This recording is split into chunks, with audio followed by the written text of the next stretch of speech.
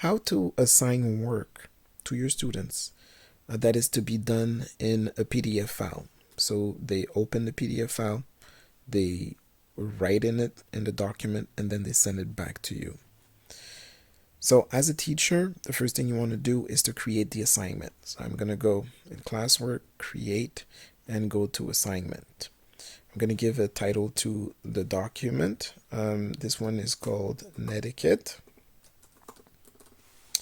The instructions, provide some of your ideas in the empty boxes.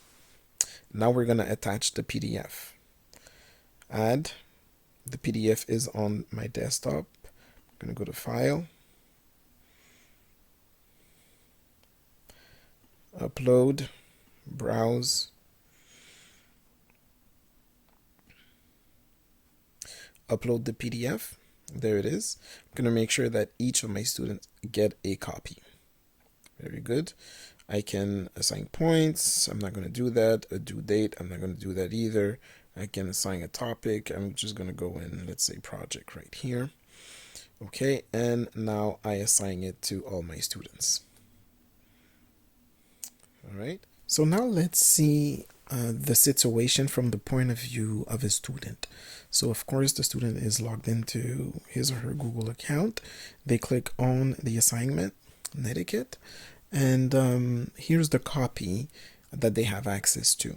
Now once they click on the copy, what you have to understand is that this is a PDF file. It's not a Google Doc that you attach to the assignment and that they can just open it and then type right in it and then submit it back to you. You need a special software or extension that will allow you to edit a PDF file. So once the student gets there, they have to click here with Open With. And these are the connected apps. So on this computer, there's Cami. It's an extension that works well, that allows you to annotate the PDFs.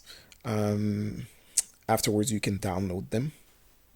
There's Google Docs, but Google Docs is going to mess with the format, so we're not going to choose that. If it was only a text, then I could choose Google Docs, but this is highly visual, so I want to keep the format as it is. And your student is going to see read and write. If they don't see read and write, it's because they're not connected to the browser with their EMSB account, which is really important.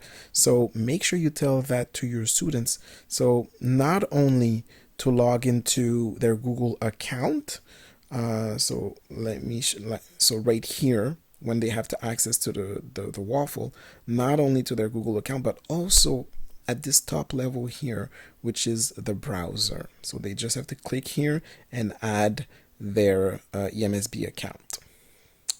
All right, so I'm just going to go back to this.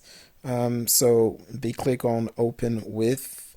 They can choose Read and Write because we've paid a license for all of our students at the EMSB. So they click on Read and Write, and it's going to ask them to install the software that they need for PDFs, which is the Text Help PDF Reader. So install an extension, PDF Reader extension, install now. Right here, add to Chrome, because we want to add this to the browser. Add extension once again. And there you go. Now the extension has been added right here. The way to see it is that you can look here to see the extension. If you don't see anything, just click here. You have a symbol that resembles a puzzle. If you click here, then you see all the extensions that you have. And if you want to have a quick access to them right here in next to the URL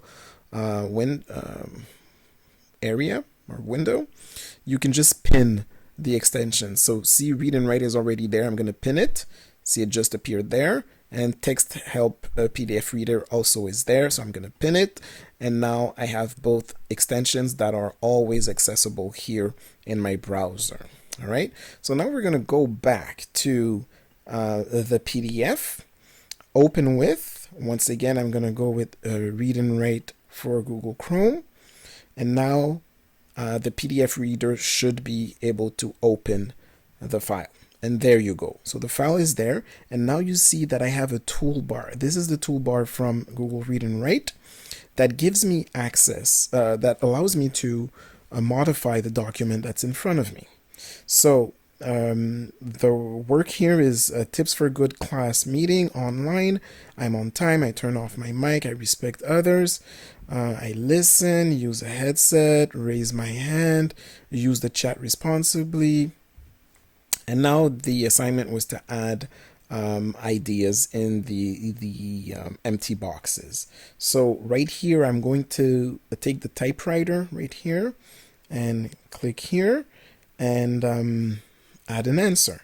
So I can say, now the letters are pretty big, so I'm going to decrease the size. I make sure to, and I'm going to make this a bit bigger, to be sitting at an appropriate place. Okay, so once you're done writing your answer, make sure to click on the check mark. And now on the bottom left corner, you have different options. You can download the file. Now, if you download the file, unfortunately, it's not going to keep the modifications that you made onto the PDF because it considers the text as a second layer and it doesn't merge the layers together. So what you can do is go to the print option. And if you click here, and I do believe that if you're on a PC, you're going to have an option of saving the file as a PDF, and that is going to keep the modifications that you made. If not, go to the settings. You want to get the option of opening the PDF in a preview mode. So you do that, and there you go. Now this file I can save, and it will keep the modification. So I go to File and Save, and I'm going to save this on the desktop. Okay, so now I have saved the copy with the modification. So I'm going to go back to the classroom, to the work, and I'm going to submit it. Now, if I just add the file that I downloaded onto my computer, I'm going to have two PDFs. So just to not confuse the teacher, I'm going to get rid of the copy that he assigned, he or she, and I'm going to add the file that I've just downloaded onto my computer. So upload, browse on the desktop, there it is, open. Now it's being uploaded. There you go. Once it's ready, I can turn in.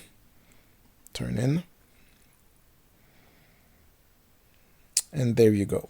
Now it's sent. So from the teacher's point of view, the teacher is going to go to the just realized I made a spelling mistake in etiquette here. It doesn't matter. All right, so he's going to click on the work. The one person has handed it in. They're going to click on this. It's done by Chris, which is a fake student. The teacher opens the work and looks at the modification that the student has done.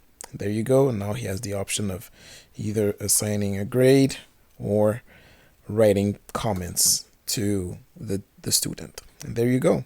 That's how a teacher can assign a PDF to his students And this is how the students can make sure that whenever they make modifications to such PDFs, they can send them back with the modifications still there.